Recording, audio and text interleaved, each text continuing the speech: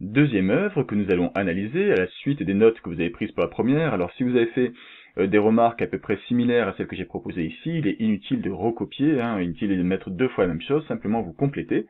Alors vous sautez deux ou trois lignes, vous écrivez, deuxième œuvre, vous soulignez cela, et il s'agit d'une œuvre contemporaine, réalisée en 1842, donc seulement 12 ans après la grande vague de Hokusai, sauf que là on est en Europe, c'est un peintre très célèbre anglais, William Turner, qui l'a réalisé.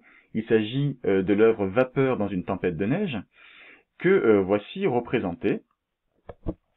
Alors vous voyez qu'on a encore une représentation de tempête, cela est tout de suite frappant. Je vais vous demander de me donner encore une fois vos impressions de spectateurs, que ressent-on, quelle impression est créée ici par le peintre qui représente cette tempête. Intéressez-vous au mouvement, intéressez-vous aux couleurs, aux formes, pour vous aider peut-être à vous représenter, car c'est difficile à discerner sur cette toile.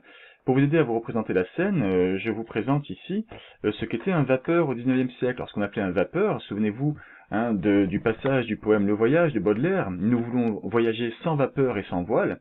Eh bien, c'est en effet les deux moyens de traverser la mer, de voyager par la mer, donc soit voilier, soit un voilier aussi aidé d'un moteur à vapeur, donc alimenté par une grande cheminée qui dégageait une fumée noire très épaisse, et c'est cela que nous avons dans cette œuvre, que vous voyez ici au centre. Alors je vous propose de donner encore une fois toutes les impressions, toutes les remarques que vous avez réalisées sa composition, pensez couleur, pensez mouvement, pensez forme.